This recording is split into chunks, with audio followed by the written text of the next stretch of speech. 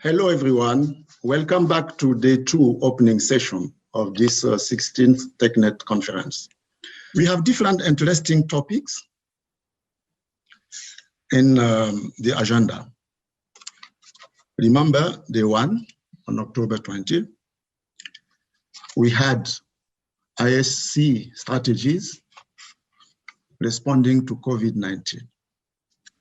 Day 2, today, October 21st, we have also 2 great topics: effective vaccine management and cold chain equipment.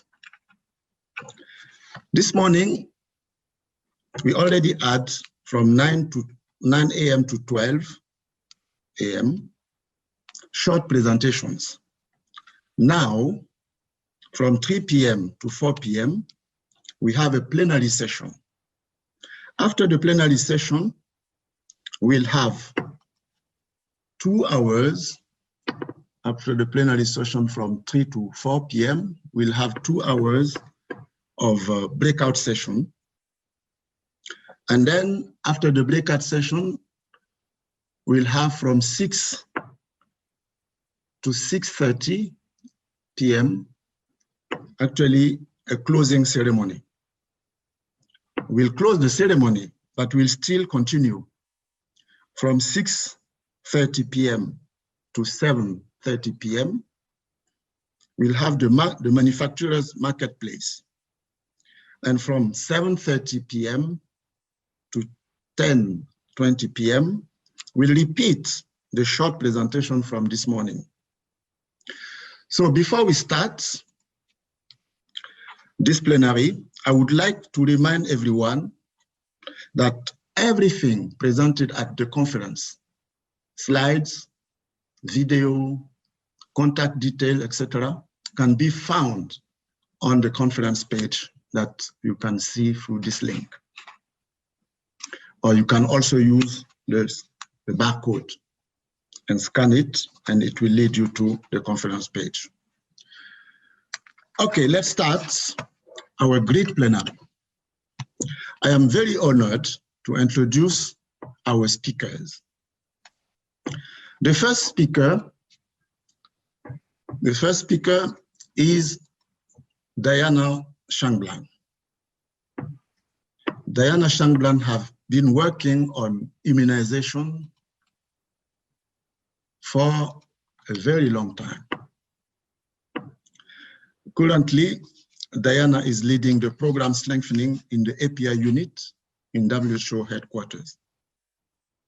Diana will talk about the impact of COVID-19 on immunization services and guiding principles for immunization activities during severe disruptions.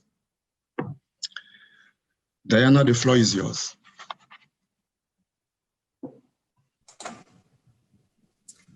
Thank you very much, Mr. Chair.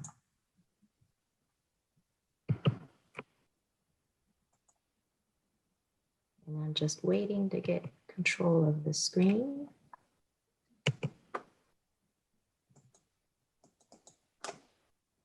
Sorry, go back a little bit.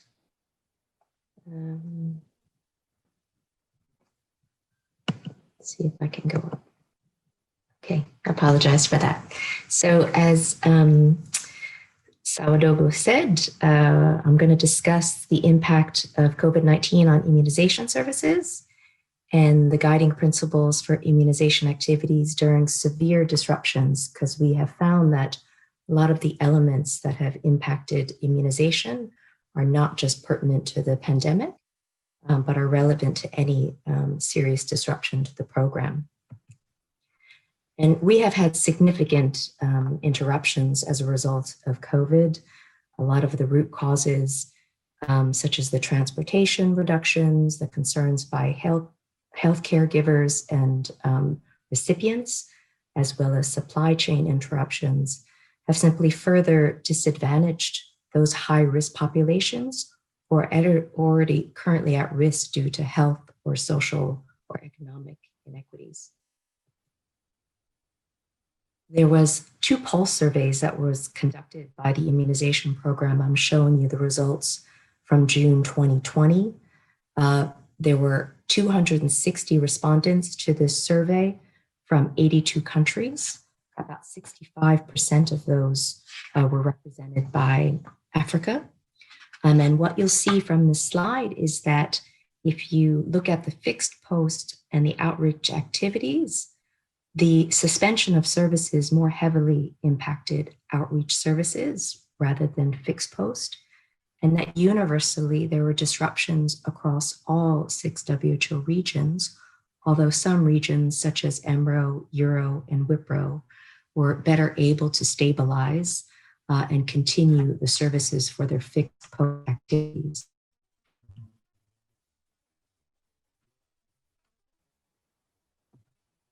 And if you dig a little bit deeper, the reasons for the disruptions was primarily due to low availability of personal protective equipment for healthcare workers. I think in the beginning, there was a lot of uncertainty and confusion about what type of PPE was actually appropriate for immunization programs.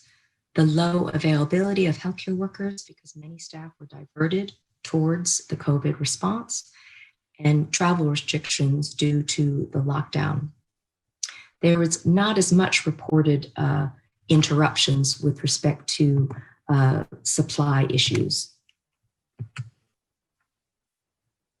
And on the demand side, not surprisingly, many of the beneficiaries were concerned about the risk of exposure to COVID should they present at an immunization facility. And also they struggled, as I stated in the previous slide, with transportation issues and finding a means to actually get to the services. And there really was not as much uncertainty about when was the right or appropriate time to present for immunization services. In addition to the immunization program's pulse survey, there was a pulse survey on the continuity of 25 essential health surveys, 124, essential health services, pardon me. There were 124 country informants that reported on their observations through the period of May through August. And you'll see with this slide that the survey reaffirmed what we found in the immunization program. And that is that routine immunization, about 65% of respondents reported either severe disruptions or partial disruptions to the program. And immunization services overall were more disruptive than sick child services or malaria treatment or antenatal care. And secondly, that outreach services were more heavily affected than routine immunization services, which were reported at 56% of disruptions or partial disruptions. And this is just moving through some of the regional observations. So Southeast Asia has an ongoing tracking system of qualitative impact around routine immunization services, around the disruption of vaccine supplies, the demand for vaccination, surveillance issues, and policy and guidance. And as you'll see, most of the countries in the region stopped the fixed services at some point in time. But overall, you see a relatively robust picture in that there were partial disruptions, but many activities continued on as planned. Again, with Southeast Asia, looking at the quantitative data, immunizations are being tracked in terms of coverage of DTP3. And you'll see that this is 2019 is the blue bar, orange bar is 2020. And looking at the same time frame, 2020 to 2019, you'll see some countries that took a significant hit in March, April, with an uptick in services beginning in June, but not reaching the same levels. as the 2019. You have certain countries that have reached the same coverage levels as the same time frame this year. And then you have additional countries that did take significant dips in immunization services, but through aggressive catch-up activities have even surpassed the number of doses given in the same time frame last year. From the Western Pacific region, they are also tracking what is happening in program management, logistics, immunization, surveillance, and outbreak dynamics. And they also are witnessing some effects in terms of the suspension of school-based activities or postponement of mass vaccination campaigns.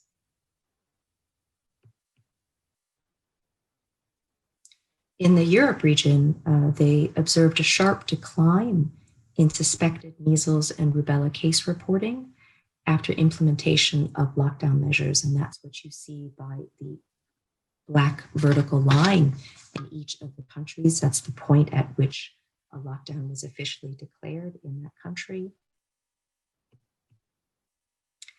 And this is a reinforcement of what's being observed as well at the global level for the global measles rubella lab network, where many of the laboratories are reporting substantial disruption of surveillance activities, either because of decreased field surveillance activities because of the safety measures, global shortages of reagents for molecular testing due to the transportation barriers for shipping of samples and reagents, because surveillance staff also are being diverted towards surveillance of COVID-19.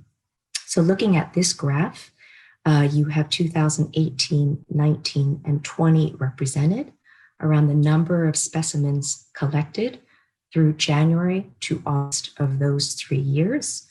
Of course, this is a very simplistic indicator.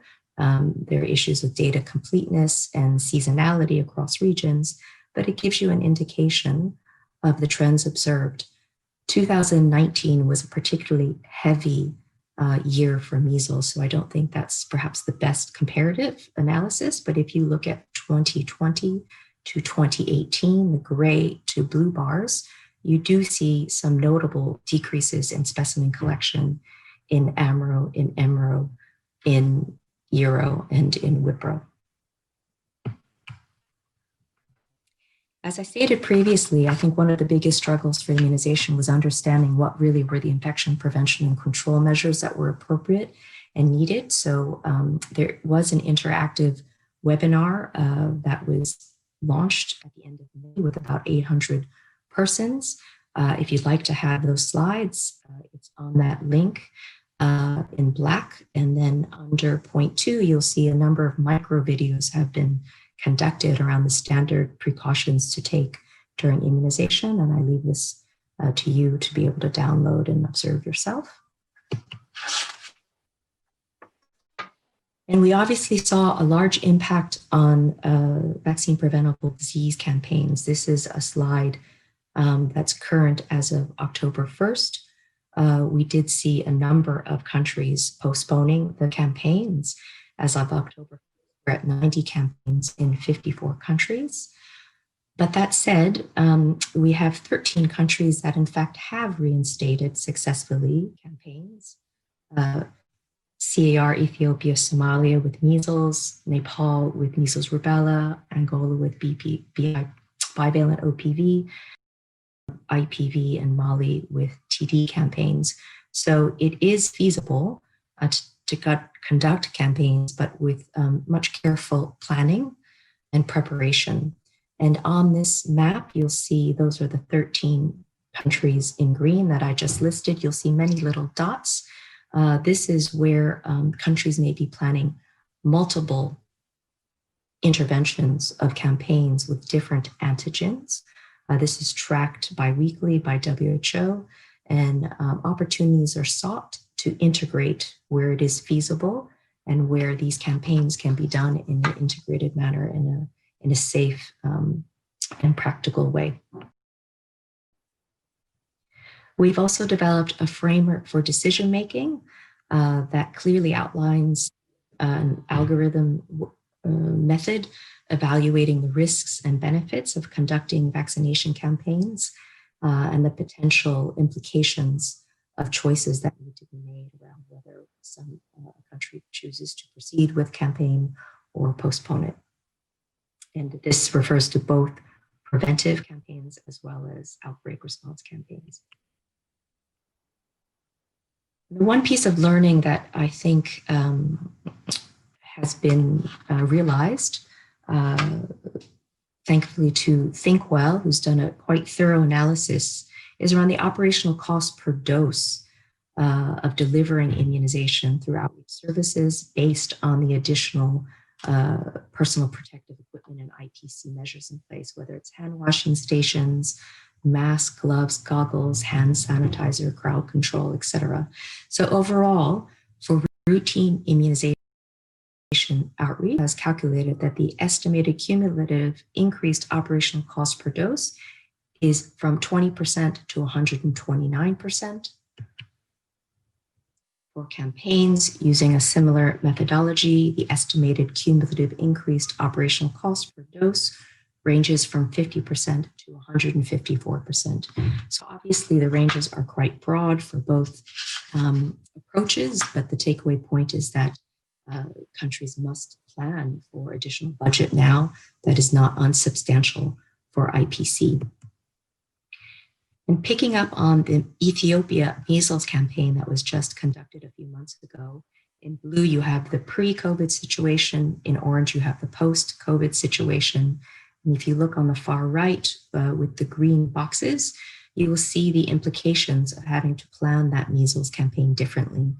The training sessions were smaller due to the need for physical distancing, with additional costs for masks, hand sanitizers, and the requirement for extra health workers to have extra teams and extra health workers to additionally conduct screening that normally is not conducted for campaigns around temperature and COVID screening, and then hand washing stations and sanitizers at the actual site.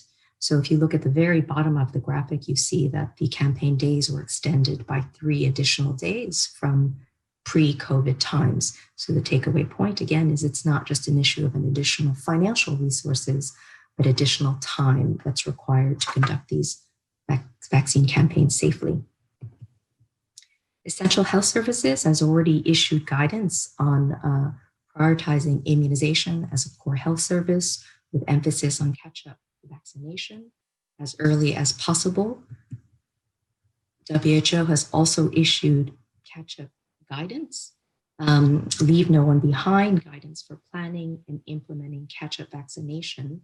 And the core of this strategy is not just about the, I think traditionally people think of catch-up campaigns, but this is much, much broader than that. This is really about making sure there are catch-up vaccination policies and schedules in place to enable all the components on that pie graph to help facilitate immunizing anybody who presents for a late dose.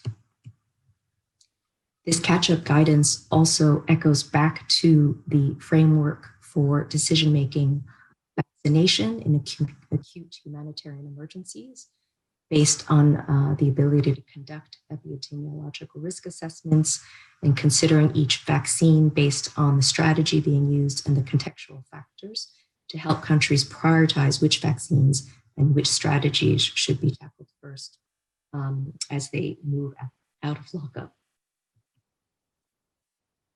I leave this to you for a website on where all the different resources I've named and more are available. And last week we had our strategic advisory group of experts meeting where the SAGE commended the efforts by countries to maintain the routine immunization services, and some examples here of different countries that have used both small and large techniques to resume their services. In the Americas, different strategies have been used, such as finding untraditional place to immunize, such as grocery stores, drive-through centers, cultural centers, use of social media or health worker referrals to try to access as many people as quickly as possible. And the Africas also reinforces the importance of continuing essential immunization around the ideas that other regions have also emphasized around identifying and prioritizing those high-risk populations, having clear communication and community engagement strategies, monitoring the stocks and ensuring vaccine availability, reinforcing health worker training, particularly around safety issues, implementing those IPC measures and having the resources for those, and really working closely with local authorities and their NITAGs to conduct and resume service safely. We also will have a health services learning hub where there are a number of technical briefs being developed where countries can share the different innovations and learnings they've had in terms of how they've managed in the COVID-19 pandemic, as well as how they are developing strategies to continue to execute activities in the time of COVID. So in conclusion, there has been an immediate negative impact on COVID-19 that was quite measurable, both in terms of the program and surveillance issues, and this continues to be monitored. We have seen measurable declines, mostly happening in March and April and May in many countries, with upticks beginning in June. And the initial disruptions were largely due to PPE shortages and demand issues. Health worker staff were task shifted towards the COVID-19 response, but have started to return to their primary functions. And there's evidence, I think, that I presented through this presentation of countries now resuming the routine immunization services in their mass vaccination campaign planning and really adjusting to this new normal that we're all confronted with. And these are early signs of recovery that's quite visible as countries position themselves to get ready for the COVID-19 vaccine introduction and that potential possibility. WHO will soon issue a revised guiding principles statement that was just endorsed last week by SAGE. It enhances elements already articulated from my presentation and that are present in the March 26 version. And in terms of new emphasis, the document's been reframed to broaden focus from the COVID-19 pandemic to immunization program shocks and severe disruption overall. It encourages flexibility and constant reassessment and adjustment. As we can see, the situation is very dynamic and ever-changing. It is shaped upon the core principles of IA 2030 of being people-centered, country-owned, partnership-based, and data-guided. It places greater emphasis on health workers, on protecting them, training them, empowering them to feel safe, and discourages reassignment of health workers away from immunization services. And lastly, highlights the importance of instilling public confidence and having crisis communication plans such that we use the crisis as an opportunity to integrate and strengthen primary healthcare and attain equity goals. So in conclusion, I think we've all felt like we've lived 6 lives in the past 6 months. Intent of the revised guidance is to use our collective hindsight of our experiences to position us better, to be able to absorb future shocks that may present themselves to the immunization program. Thank you very much for your attention.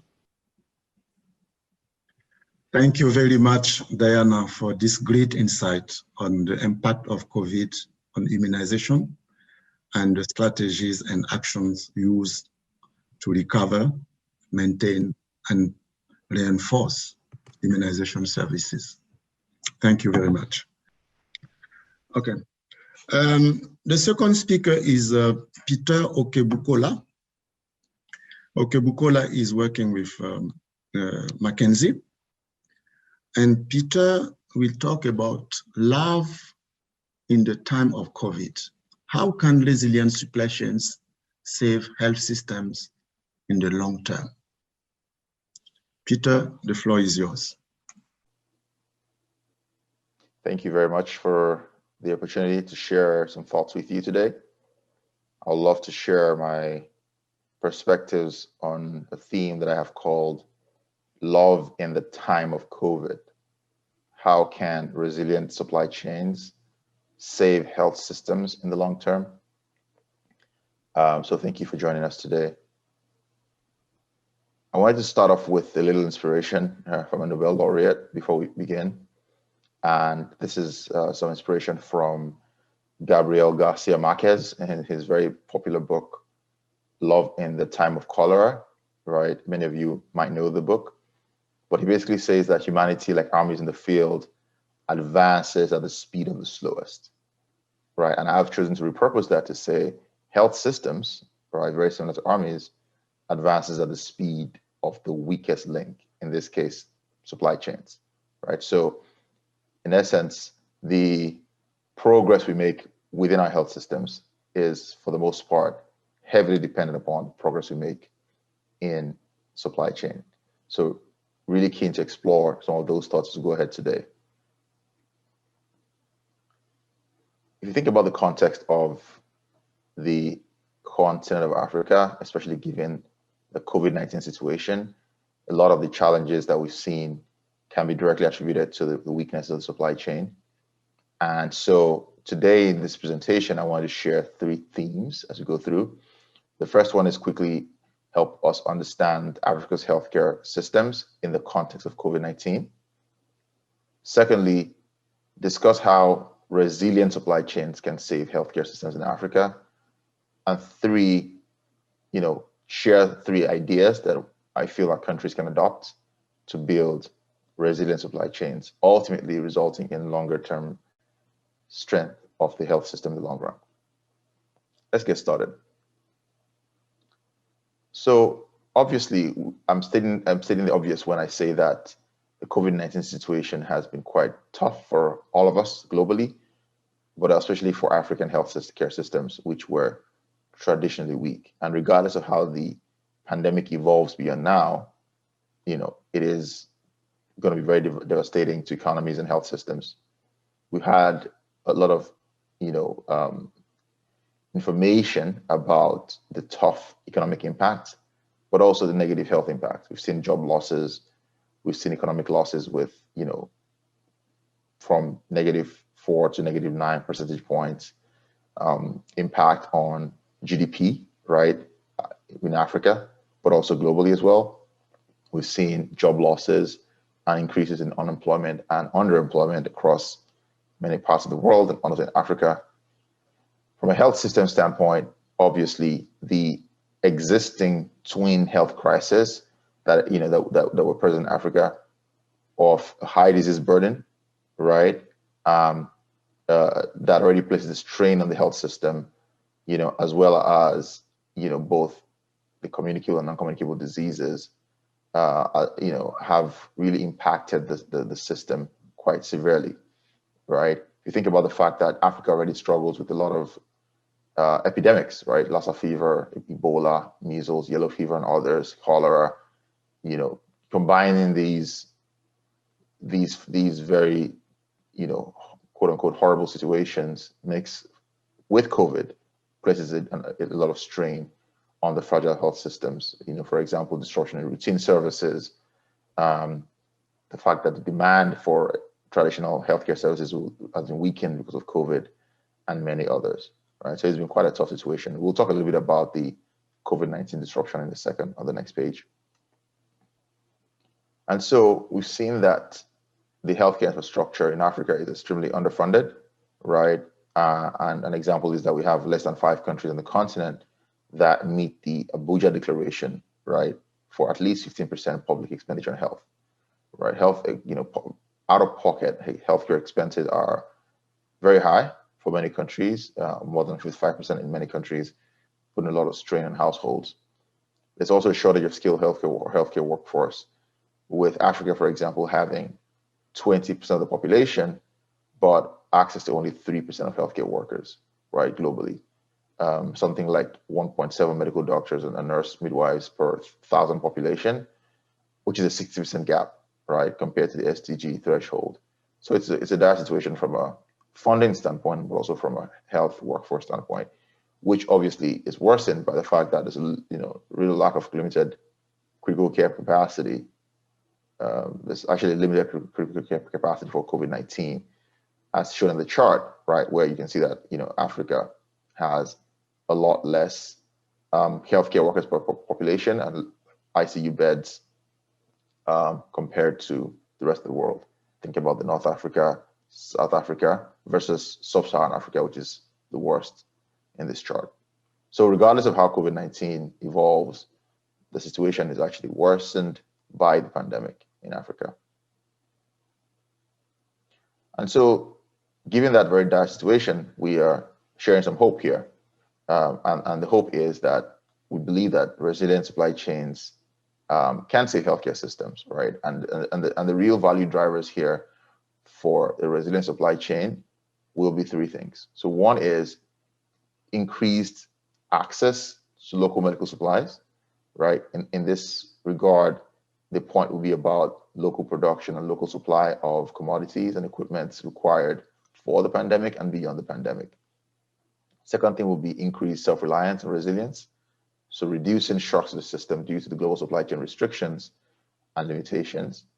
And thirdly will be boosting the local economy and also job creation and supporting the economic recovery of many countries. So we believe that supply chains can really help at least on these three dimensions, if not more. So wanted to anchor on these three ideas for countries to build resilient supply chains. The first idea is the concept of developing a long-term supply chain plan, right? The second one will be to think about how to strongly build strategic partnerships. And thirdly will be providing enablers, and the term enablers will be shared. I'll expand on that in a minute. So let's start with the first one, developing the long-term supply chain plan. I believe that every country needs to have a really solid supply chain plan, which very clearly, highlights the commodity and equipment needs, identifies the opportunities to source them, develop plans for importation or local production based on the analysis done. Secondly is a strong collaboration at the national and regional levels to advance these levers sustainably, right? Based on obviously the current situation of the country and what's feasible. But then also thinking about logistics, right? Advanced logistics across the entire value chain. So making sure that the actual nuts and bolts of moving the products in the boxes is strengthened, right? For example, through incorporating digital tools like logistics management information systems, right? To help not only in the planning, but also in the operational performance of the supply chain. And then also recommending that countries create a national supply chain nerve center, which will enable them to have power to make decisions and drive the strategy forward. This is something that we do not see very commonly among many countries, but the experience with the emergency operation centers, with the response to COVID-19 and other epidemics, have shown that creating this national nerve center might be actually one of the most effective things you can do to strengthen supply chains and to make sure that you are executing,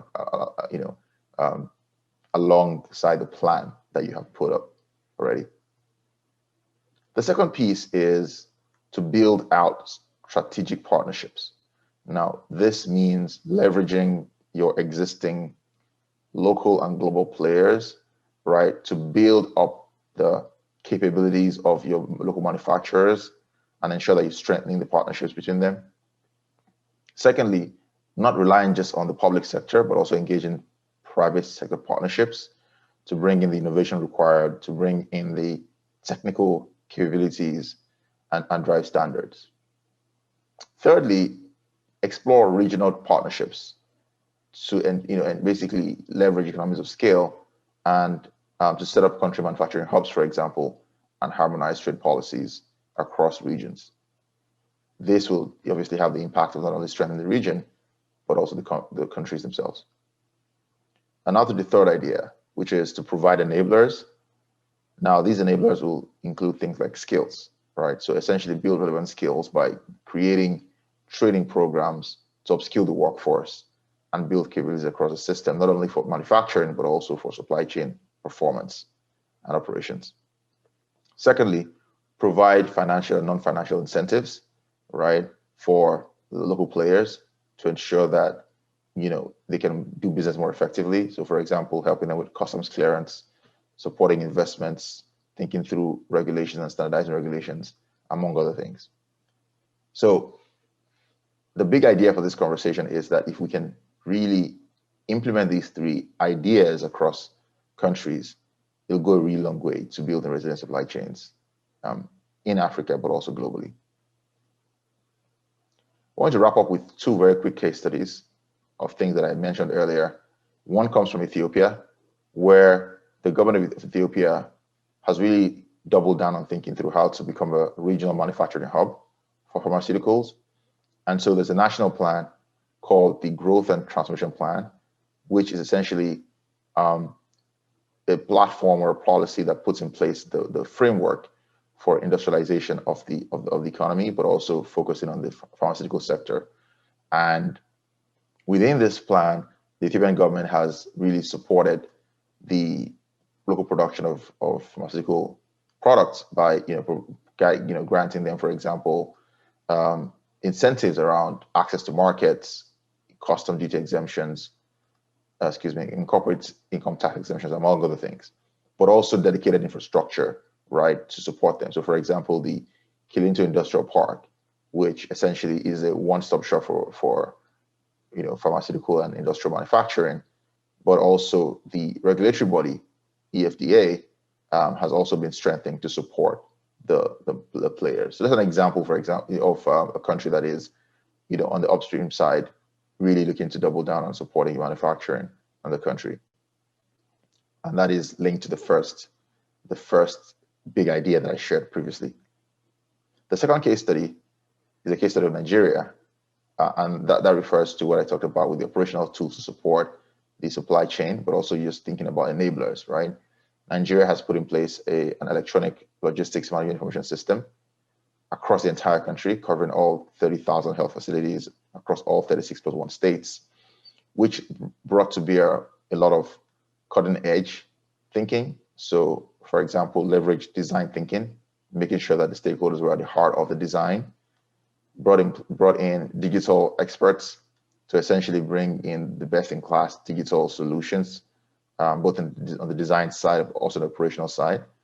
And then thirdly, also, brought to bear process implementation, right, including building capabilities, making sure that the change management experts who are on the field were central to creating the solution. This has been rolled out across the country over the last 2 years, and today Nigeria has one central data depository across all states, 100% visibility into the supply chain. Like I mentioned, more than 30,000 facilities with a lot of cost savings and operational efficiencies derived from this system, right? So this system is now being expanded away from just the donor supply chains, but also to the local indigenous supply chains, essentially with products that have been procured by various levels of government. So those are two examples of two countries that have put in place some of these ideas. And I'll just end the conversation here by anchoring on the three big ideas that I mentioned earlier, which will be, again, developing a long-term supply chain plan and making sure you have the right resources to operationalize that, especially the big idea of the National Supply Chain Nerve Center. 2 is thinking about how do you leverage partnerships to get this done. And thirdly, providing enablers to support the supply chain and ultimately the health system. So thank you for the time listening to this conversation, this presentation. What I've managed to do today is just to share with you the background and context of healthcare systems, especially in light of COVID, and also share with you some ideas for strengthening the supply chain and ultimately health systems in the long run. Thank you for your time. Thank you so much, Peter. The third speaker is Sena Kwawu. Sena is a board member in VillageReach.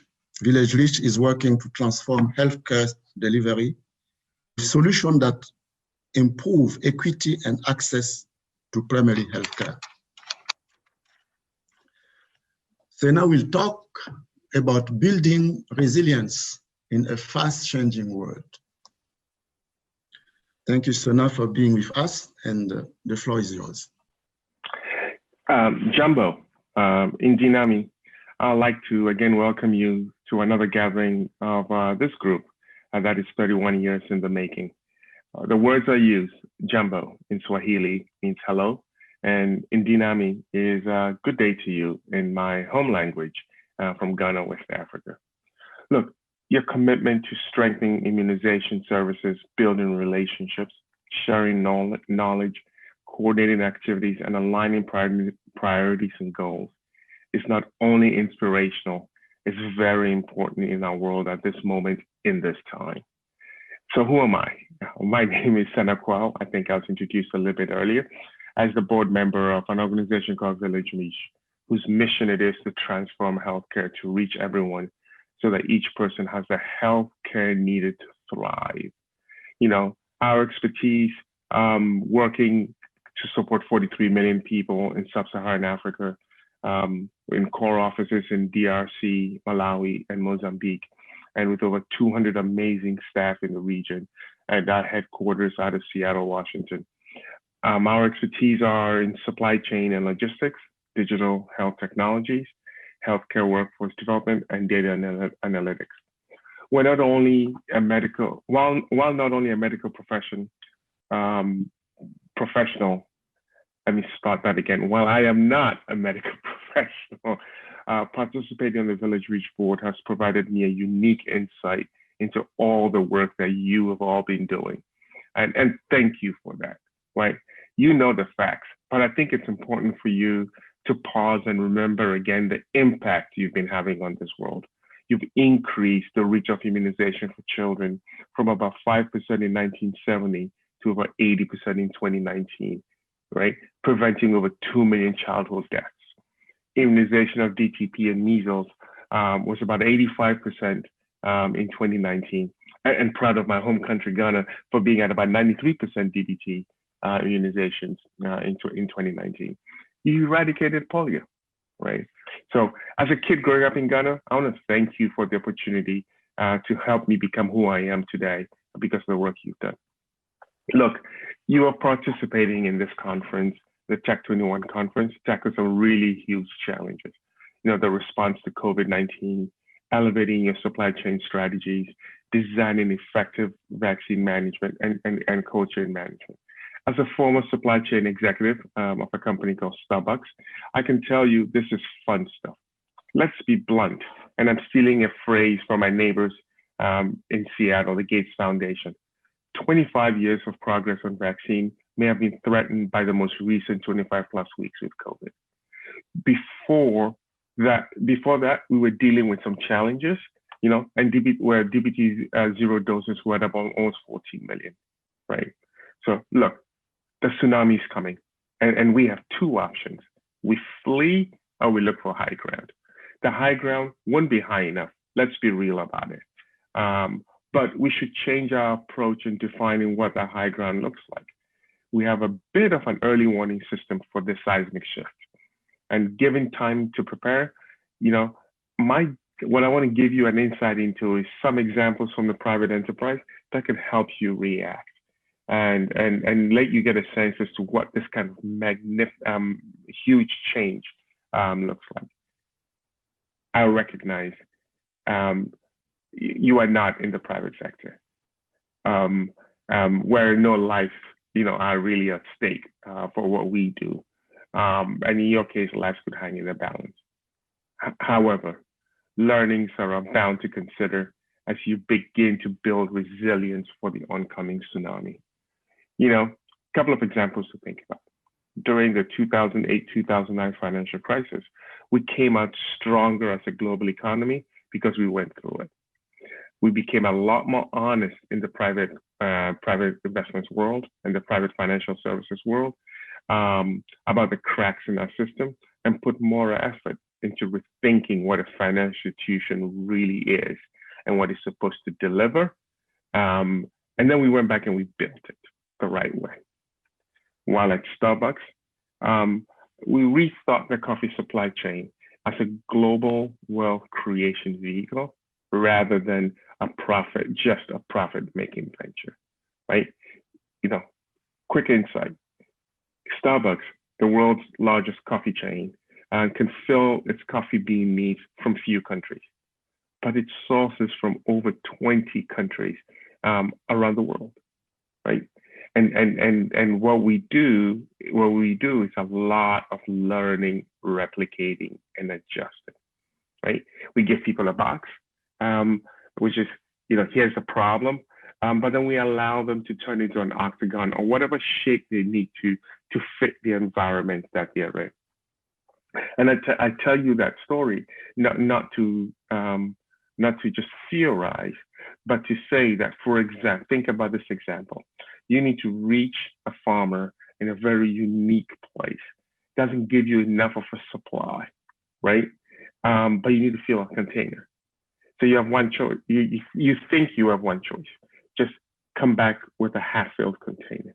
Or do you help farmers along the way grow product to be able to fill your container so that by the time that container gets to port, it's full and you create wealth along the way? That's what I mean about we give people a box, but we allow them to turn it into an octagon.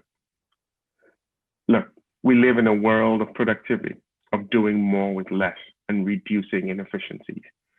Plus, having shareholders and investors on the private sector measure us quarterly. To do that, we have learned to innovate, share ideas, build collaboration networks and joint ventures, and looked everywhere and anywhere for new ways to do things, right?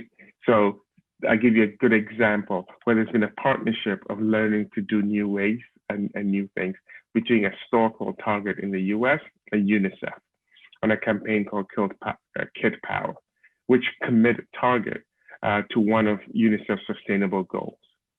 The retailer sold kid-friendly fitness trackers, encouraging the wearer to complete various fitness activities, which ultimately helped deliver food packages to underprivileged children around the world. By selling this fun, inexpensive fitness product, Target encouraged children to embrace a healthy lifestyle in the US, but then use the kids' success to supply underserved communities around the world, right? So creative way of solving two problems at the same time. So questions and challenges for you. Good news, you're seeing the change coming. Bad news, there's no playbook. And my challenge for you is, how are you fitting into the box that you're giving? Remember, you control that. But the bottom line is that we've got to seek a way to do that efficiently and still reach every child with immunization. Thank you for what you do every day. And I hope I've just given you a couple of nuggets to think through as you go fight this big challenge facing the world. Thank you. Thank you very much, Sena.